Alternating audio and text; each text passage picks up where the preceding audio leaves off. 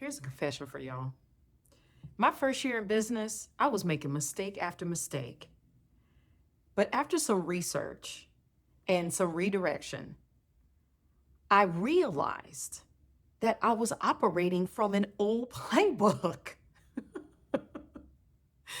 Well, today I am sharing with you my 5 mistakes so that you don't make the same ones. Let's go ahead and get started. I'm Tammy of Make It a Double, a 2-time recovering business owner who loves all things entrepreneurship. And on this channel, I give actionable advice to move you from employee to entrepreneur. All right, today we are talking about the 5 mistakes. Look, I am self-admitted.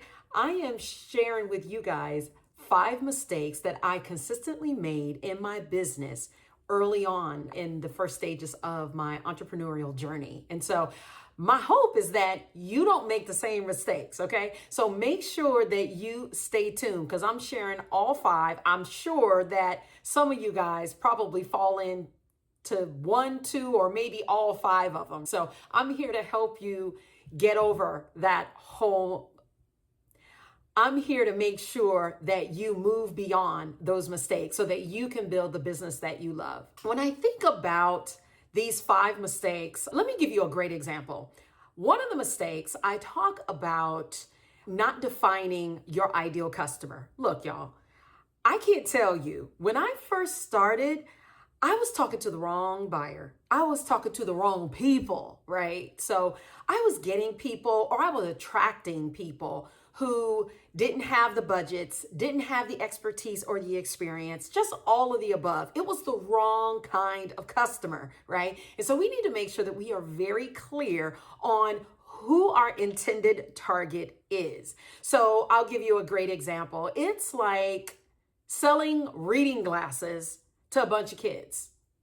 Now, there might be one kid in that class who needs those glasses, right? But for the most part, kids have really good vision. Let's be clear about who we are communicating with, what kinds of words we're using, what are those action verbs, so that we are attracting the right kinds of people. So that's mistake number 1.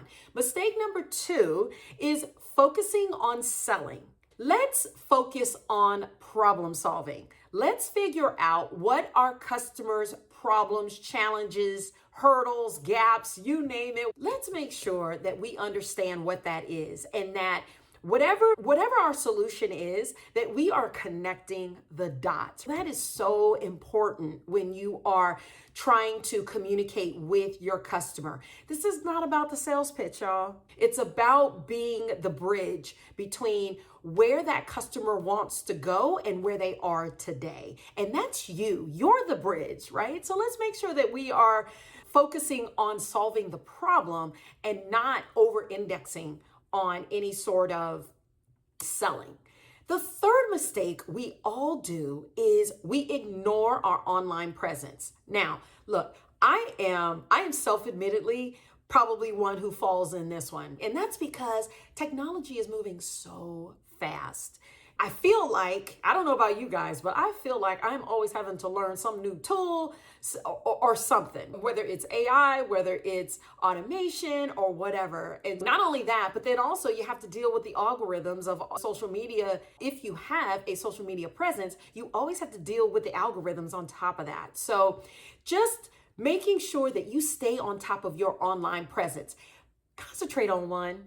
I'm older. For those of you that don't know, I'm older. I'm 50 plus. I can't be worried about all of the social media platforms that are out there. I'm concentrating on one. I don't know about y'all, but I am concentrating on YouTube. That is it. That is all. Let's make sure that whatever our online presence matures, whatever we do within our online presence, let's make sure that we are showing up in a consistent way and make sure that we are obviously always providing value. Mistake number 4, underpricing your services. Listen, if you want to learn how to price your services, your solution, your product, whatever, I need you to go and take a look at some of my other YouTube videos where I've actually shared how to develop your pricing in a way that doesn't feel sleazy. It's very easy and it creates the value that you bring to every single client. So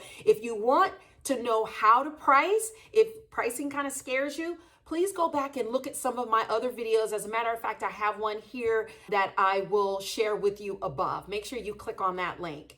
But underpricing your services undervalues what you bring to the table, right? We don't want to do that. Let's make sure that we are overemphasizing on value-based pricing. And that means that we are pricing on outcomes, right? We are not pricing on the individual tasks that we are doing, right? That is not how you show value. The way that you are showing value is in the transformation. The way that you show the value are in the results that you bring. So make sure that you have your pricing down pat. Again, if you need help with how to do it, I have a video for that. All right. And then number 5, and I know some of you are all, listen, I know a lot of you are guilty. I won't say all, but I know a lot of you are guilty. And that is you are not following up. Now, how are you supposed to connect with your customer if you're not following up? You follow up with them one time and you think that's good enough. That is not good enough. You need to make sure that you have a consistent schedule to follow up with your customers. Whether you are asking them a question, whether you have just created a case study or you created a white paper, share that information with them. Don't hide that stuff. Make sure you are sharing that information. If you need a little bit more structure in how you need to follow up, make sure that you have some sort of CRM. I don't care if it's a spreadsheet. If you can use HubSpot, please use it. Use Zoho CRM. There are a ton of tools out there to make sure that you are following up and connecting with your prospects. With the prospects that you have, let me ask you a question. Are you following up with them through social media? Are you pinging them? Are you asking them questions? Are you engaging on their posts?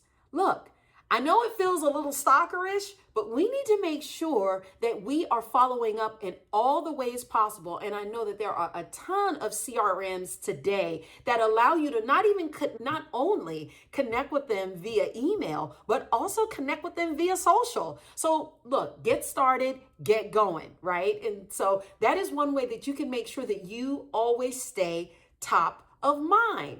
Now, let me recap those 5 mistakes and how you can overcome them. Number 1, not defining your ideal client. Make sure that you are clear about who you want to communicate with. Number 2, focusing on selling instead of problem solving.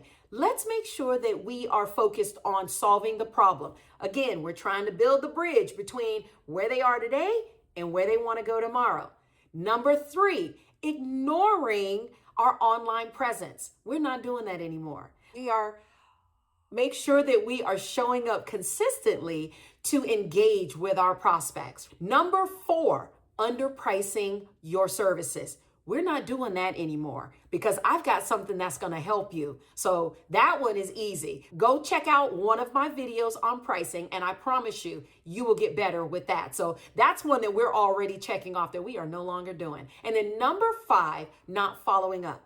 Let's create an intentional CRM spreadsheet, tool, or something where we are consistently following up with our customers via email and their socials. Now, I hope that you found this information to be extremely valuable. I created a fun little quiz called Entrepreneurial Superpower and how you can discover it. So if you are new to entrepreneurship, you're not quite sure what you want to do exactly, you've got a few passions, you got some experience, but you're not quite sure, take that quiz. I promise you, it will help you gain some clarity. It's free. It only takes about 5 minutes. You'll love it. So again, I hope that you have found this information to be really helpful. Thank you for tuning in to Make It a Double. I am Tammy, and I am out.